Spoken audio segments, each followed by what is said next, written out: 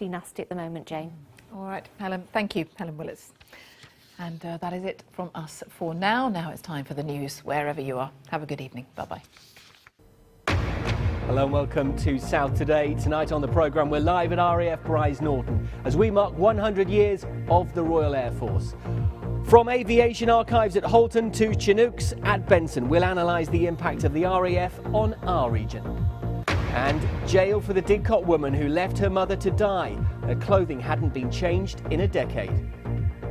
And I'll be live at RAF Halton asking what's next for this base. Fundamental in the formation of the Royal Air Force, but set to close in 4 years' time.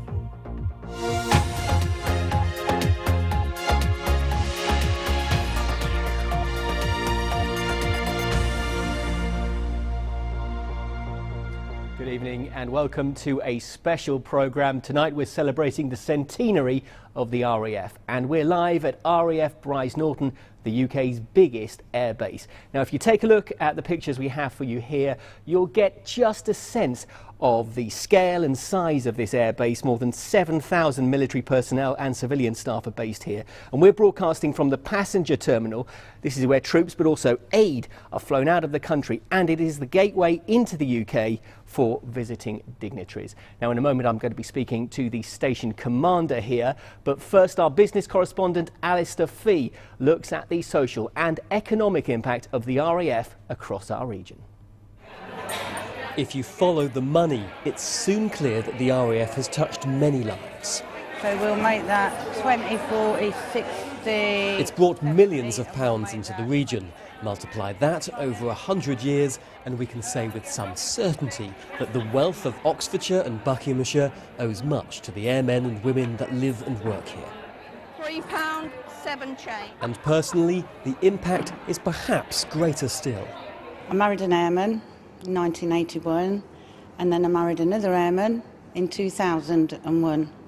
And both my daughters married airmen. 3 and 5, 35. At bingo night in Carterton, everyone is connected in some way to the RAF. Hundreds of jobs. I mean, my husband came out, he's working on the camp. I know loads of people that have come out and still got back and worked on the camp. Or 777. Research suggests the annual spend across both counties is in excess of £250 million. That's based on salaries in the region coming in at around £500 million, with the direct spend on local businesses up to £150 million. In terms of the local economy, yeah, it makes a big difference, especially to a rural economy in somewhere like Oxfordshire or Buckinghamshire. If there's that concentration of people and that effectively that year-on-year investment in those places, it can make a big difference to the local economy. For a town like Carterton, its economy is uniquely tied to the base nearby. Carterton, I think, 90% relies on the Air Force. If it ever went any other way, I don't see much of this town staying alive, to be honest. Those lovely legs, yeah. The RAF has brought employment to generations, often from the same families. Spanning almost 100 years, it's given careers to Fran's father in World War II, her husband, and now her son. They've put food on the table, yes. It provided a living for generations. For generations, yes it has.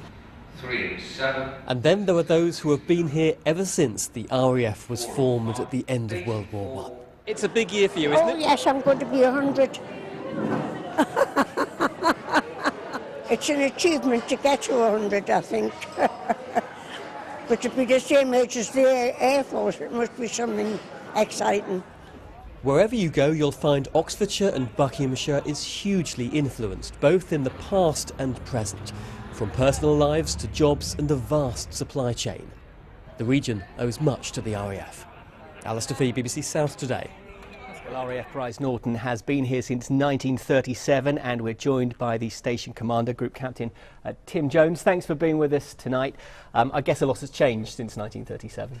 Incredible change. I mean, if you look around RAF Brize Norton, you can see evidence of that change all around you, from the original hangars that were built here at the beginning of the war to the also the American infrastructure when the Americans were here for 10 years in the 1950s, and then behind you the bigger hangars that have recently been built, the £65 million A400 hangars. So real change, change in aircraft, change in infrastructure, and we've come a long way. You fly and into combat zones, for example. I was on a flight here into Sarajevo when the conflict in Bosnia had just been, they'd gone through that in the Balkan area. I mean, but now humanitarian work is a big part of what you've been doing.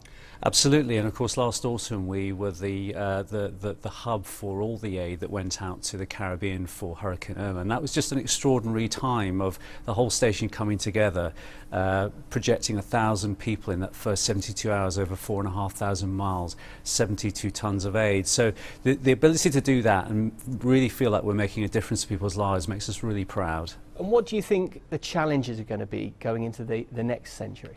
Well, the change is just incredible. When you think 1903 the Wright brothers first flew, then just over 50 years later Concorde was on the drawing board. I mean, it's just extraordinary, the pace. And so the next 50 to 100 years I think we're going to need the brightest, best, most adaptable, committed people, and the change just promises to be really exciting. Well, thank you so much for your hospitality and having us here tonight. It's been great to have a look around. Some things that we didn't expect to see, like checking desks and shops, some things we did. Great to have you with us as well. Thanks very much indeed. Well, next tonight we are going to take you to RAF Halton. My colleague Jessica Banham is there. This is one of the older bases. In fact, it was established even before the RAF. Over to you now, Jess.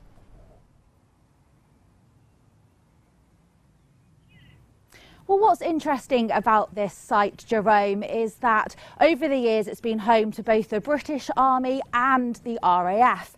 One of the unique things about this base is the Grade 2 listed beautiful Halton House. It was built in the 1880s but is now actually used as the officers' mess. But what this base is really famous for is its training programme. I'm currently stood in Parade Square. Every year around 2,000 recruits pass through RAF Halton and they all graduate right here. Generations of new recruits have paraded through this square at RAF Halton, whether for an inspection by their Commander-in-Chief in 1922 or their graduation ceremony almost 100 years later. The experience of stepping on the parade square on graduation day is amazing. That's obviously the best day. Everything just builds to a point and you've made it into Royal Air Force. It was at the outbreak of World War I when the owner of Halton House offered his estate to Lord Kitchener for military training. Can you imagine carrying a stretcher down this? Miles of trenches were then dug across the site. These were used for training recruits who were going to go to France. You know to get your head down the moment the bullets start flying. The Royal Flying Corps then took over Halton. In a course lasting 3 years, they are trained as aircraft apprentices for the highly skilled trades of the RAF. And this led to the creation in 1920 of a new scheme where recruits as young as 15 were trained as aircraft apprentices. And then I chose to volunteer for the brass band. Min Larkin joined the scheme in 1949 and now works at the station's museum. A lot of the boys who came here came from homes, of course, where they shared bedrooms with siblings and they went down the garden for a loo. And some of the letters I got are very interesting. They say, "Dear Mum and Dad, this is a wonderful place. We've actually got indoor loos and they feed us 3 good meals a day." So I guess although life was tough, domestically it was probably better than they ever had before. The scheme allowed boys from all backgrounds the chance to aspire to any rank in the Air Force. And despite government plans to close RAF Halton by 2022, the station commander believes that ethos will always remain. It's not about the bricks and mortar, it's about the people that serve in the Air Force. And fundamentally, the Air Force is founded on a meritocracy. So if you've got the skills and the dedication, the RAF will offer you the opportunities to succeed, no matter what background, what walk of life you come from. So RAF Halton really does have a long history. But it's that history, along with things like this museum here, that people are concerned could be lost when the base closes in 4 years' time. But I've been speaking to Aylesbury MP David Liddington, who's told me that he does have a commitment from the Defence Secretary that the heritage of this site will be preserved. There's a large bit of the RAF station in Halton that is already built up, where buildings can be converted or replaced by good quality modern residential development. But alongside that, we need to have the schools, we need to have the GP surgery, so that the public services and the road infrastructure are in place to support new housing. So I have also approached the MOD for a statement who confirmed that RAF Halton will be closing as it looks to reduce the amount of MOD sites across the UK. Mr Liddington does agree that recruit training should be moved from here to RAF Cranwell, but he believes that this site does still have a bright future.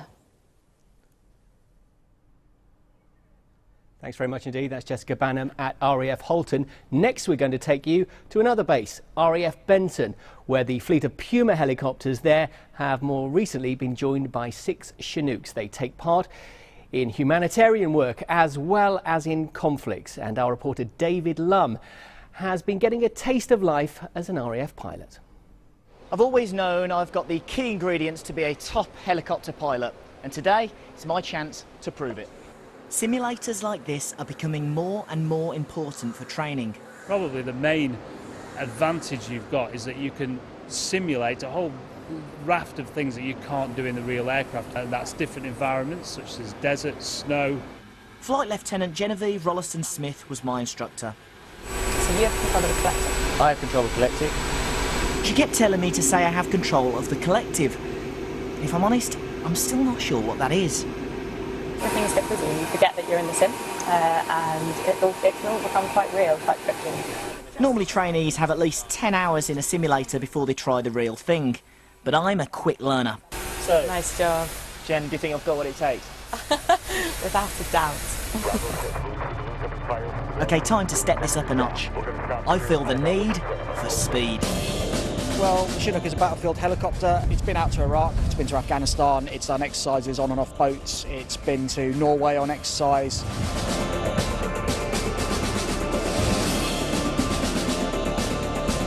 OK, maybe I'm not quite ready to take control, but at least from this seat I could enjoy the views. Chinooks like these are normally used in support roles, collecting casualties or delivering cargo. There are 6 at RAF Benton, and this one can carry more than 50 people. After a few sharp turns and some breathtaking views, my RAF adventure was over. Of course, I've left my card in case they need any more help. David Lum, BBC South Today. Some terrific modern aircraft there. In a few moments, we're going to be looking at some really old aircraft, some Spitfires that have been restored and maybe are going to get back to the skies in West Oxfordshire. But we're going to take you back to the studio now for a summary of the day's news with Catherine DeCosta. Jerome, thank you. A woman from Didcot has been sentenced to 2.5 years in prison for neglecting her elderly mother, who was found dead in squalid conditions. Cecilia Kurt, who was 79, died in July 2014. Oxford Crown Court convicted Emma Jane Kurtz of willful neglect. Sarah Loudon was in court, and you may find some of the detail in her report upsetting. Well, the judge said this was a truly tragic case. Cecily Kurtz lived with her husband in Didcot, along with her daughter Emma Jane Kurtz. It was almost 4 years ago that she was found dead on her sofa, her body slumped over. She had repeatedly soiled herself, and she was wearing clothes which hadn't been changed for years. The judge said she'd been left to rot for weeks, if not months, and said photographs from the post-mortem exam showed her emaciated body. 41-year-old Emma Jane Kurtz, a qualified solicitor who specialised in looking after elderly clients, said she had never intended to neglect her mother. The judge said he recognised that she has mild autism, but believed that she was capable of showing empathy, yet he said had washed her hands of her mother. Kurtz bowed her head as she was sentenced to 2.5 years, of which she'll serve at least half in prison and the rest in the community. It's also likely she'll be disqualified from ever working with vulnerable people again. Sarah Loudon, BBC South Today. A schizophrenic man who attacked an 81-year-old woman with a machete before setting fire to her remains has been sent to a secure hospital indefinitely. Albita Schulz was attacked by 24-year-old Tatifdas Nabutas near her home near Marlow Bottom in Buckinghamshire in 2016. He denied murder at Reading Crown Court but pleaded guilty to manslaughter on the grounds of diminished responsibility. Next, adding a 10% tax on sweet snacks could lead to greater reduction in sugar consumption rather than taxing soft drinks alone, according to researchers in Oxford and Cambridge. Adding the tax to chocolate cakes and biscuits could see a drop in sales of around 7%. The report found snacks provide twice as much sugar as drinks, but the real change would only become clear if such a policy was introduced. Now, have you ever been offered a baccy on someone's bike, or perhaps described your loved one as your hen or pet? Well, the Oxford English Dictionary want to hear about expressions like these, unique to different regions. An appeal called Words Where You Are has been launched as part of celebrations for the book's 90th birthday. On to sport, and in football, Oxford United host Rochdale tomorrow, needing only a single point to mathematically guarantee their safety in League One. Second from bottom, MK Dons look set to be relegated. That may well be officially confirmed after their game at home to Scunthorpe. In League Two, Swindon Town only have Pride to play for in their match at Colchester. The Robins are unable to catch the teams above them in the playoff places. I'll be back at 8 o'clock and have a full bulletin at 10:30. But now I'll hand you back to Jerome at RAF Brize Norton. Jerome. Catherine, thank you very much indeed. Yeah, we've got a special programme for you here tonight. We're marking 100 years of the RAF. We're here at RAF Brize Norton, but we're actually going to go back to RAF Benson right now. And we're going to meet a new recruit who's been getting some special tips from a Benson veteran.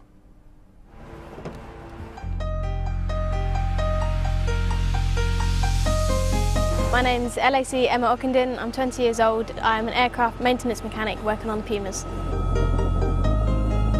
I have a lot of responsibility making sure that aircraft is serviceable, otherwise I'm putting a pilot at risk. If something's wrong, that could be catastrophic for them. My name is Peter Atkins. I was a general fitter in the RAF. Without me, the RAF could not operate at high level. They needed oxygen. I produced it for them. Hello, Emma. Lovely to meet you. And you. So what was it like when you worked here? My life was entirely different. We were virtually at war at times. Discipline, you keep going and hope you got away with it if you made a mistake, wouldn't you? You know, we all do that. But you have to be honest in this job, don't you? Oh yes, you have to be. I mean, especially when you've got people's lives on the end of it. Definitely. Chilling there with a drink. You know, we worked hard, we had to. But we played hard. You are now here at Benson. I don't know where your mum and dad live, but your family and friends are here. So what advice would you give me? Keep your nose clean. Keep yourself out of trouble. Work hard and look after yourself. Oh, isn't that lovely? An opportunity there to look back over what's happened with the RAF over the last 100 years and maybe look forward as well with someone who's the future of the RAF. And I want to bring in Group Captain Jim Belden, who can maybe just give us a view about what the coming years will mean for the RAF, because as we heard from the station commander, things are always changing. Well, good evening, and indeed they are. And we're at a very exciting time for the Royal Air Force, not only for its centenary, of course, but because of all the new developments that are happening. Not least the reformation of 617, the Dam Busters famous squadron this year, bringing with it the F-35 Lightning stealth strike fighter to the United Kingdom later this year. And we're also very busy in space and in cyberspace. But I think that one thing that will be absolutely consistent, as we've seen with Emma and Peter just now, is that the spirit of camaraderie and that precision and professionalism which have been our hallmark for 100 years will be the same in the future too. This base, the RAF, was born in times of crisis and grew in the Second World War likewise. I just wonder, you mentioned cyberspace, threats to us all come from cyberspace, they come from terrorists. Is the RAF still relevant in this day and age? The Royal Air Force has never been more relevant in my view. We're at the forefront of almost everything the nation does on the international scene, whether it is in humanitarian support for things like the hurricane relief that we've already heard about last year, or whether it's delivering aid in the UK to those stranded communities during the Beast from the East earlier this year, or whether it is indeed dealing with terrorist threats overseas. Great to talk to you tonight. Thanks for being with us, Jim Belden, who was with us on the programme as we celebrate 100 years of the RAF, and we're going to look at one of the iconic planes now of the RAF, the Spitfire, of course, famous across the skies of the UK and could be about to return if one group in West Oxfordshire have their way. Here's Gurinder Barar. The last part goes into the last Spitfire. The 5 years' work of No. 1 Civilian Repair Unit at Cowley, Oxford, comes to an end. 1945 and the Cowley Works returned to making cars again after the Second World War. Fascination with Spitfires is as keen today as it was then. It saved the day for us in the Battle of Britain. It has such an iconic shape. Almost anyone, the man in the street, will go, ooh, Spitfire. Never in the field of human conflict was so much owed by so many to so few.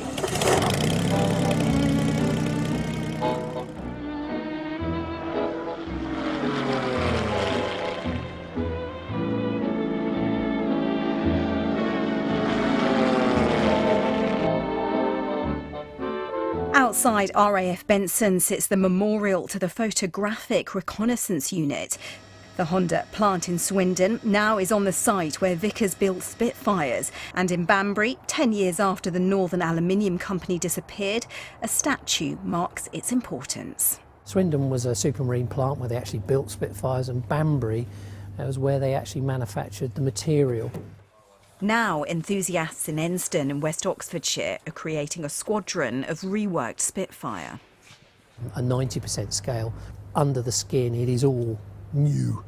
Outwardly, it has that beautiful styling and the lovely lines of the Spitfire. It does a pretty good impression of the sound too. The A squadron of a dozen aircraft would tour the country doing air displays.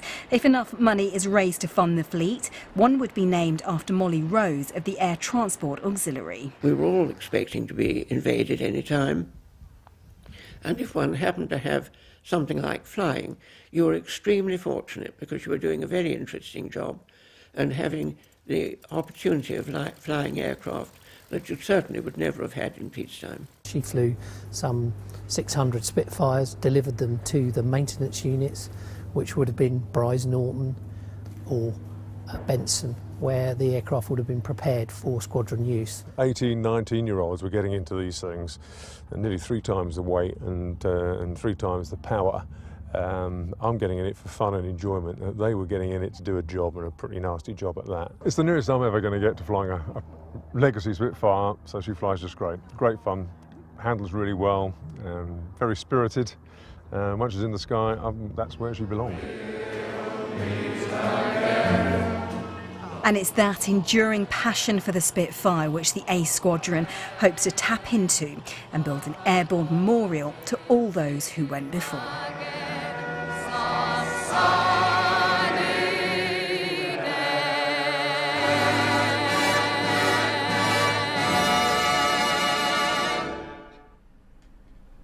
Hint of a blue sky there, but as you can see tonight here at RAF Brize Norton, grey skies above us. Let's see if there's going to be any improvement over the weekend. The forecast comes from Sarah Farmer. Hello and a very good evening to you. Now, I suspect just about all of us will have seen some of that wet weather today. We really have had some heavy pulses. It's starting to fragment through the remainder of this evening, but there will be some hangbacks from it through the course of tonight and indeed into tomorrow. We'll have some showery conditions as well to contend with. Through the course of tonight, we will have quite cloudy, murky conditions. Still some bits and pieces of wet weather, 1 or 2 heavy pulses to be had at times. And feeling on the cool side too, with temperatures down to around 6 or 7 degrees. There'll be some mist and murk in the picture, even if you do stay dry through the overnight spell. So a grey old start to the weekend then. We will have some outbreaks of rain, particularly through the morning period, but it gradually eases away, leaving quite grey skies, but we're not ruling out the chance of seeing the odd brighter break here and there, and there will be 1 or 2 showers as well to contend with. With the cloud coverage though, our temperatures really struggling by day, so way below the seasonal average for the time of the year, with highs of 9 or 10 degrees through the course of the day on Saturday. Now, as we look ahead to the tail end of the weekend, well, much of Sunday actually will be fairly decent. We'll have some dry conditions, maybe a handful of showers, but you can already start to see this area of low pressure which is arriving from the continent. Now, that is going to bring us some pretty heavy downpours through the overnight spell, Sunday into Monday, and we do have a yellow weather warning in place for eastern parts of our region, and that's for those heavy downpours, possibly with a cool and wintry feel to some higher levels. Here we go then, your summary through the next few days. Well, over the weekend, yes, there will be some spells of rain at times, possibly drizzly, and then as we go into Sunday night, that's when we have our weather warning in place, taking us through into Monday morning. It should clear through during the day on Monday, and then we will gradually start to see those temperatures recovering as we go through the new working week. Thanks very much indeed, Sarah Farmer, with the weather, and that's just about it from us here at RAF Brize Norton. We've been celebrating 100 years of the RAF, and those celebrations will continue over the summer. A flypast with Brize involved in June at Buckingham Palace. We'll leave you with some of the celebrations so far. Good night.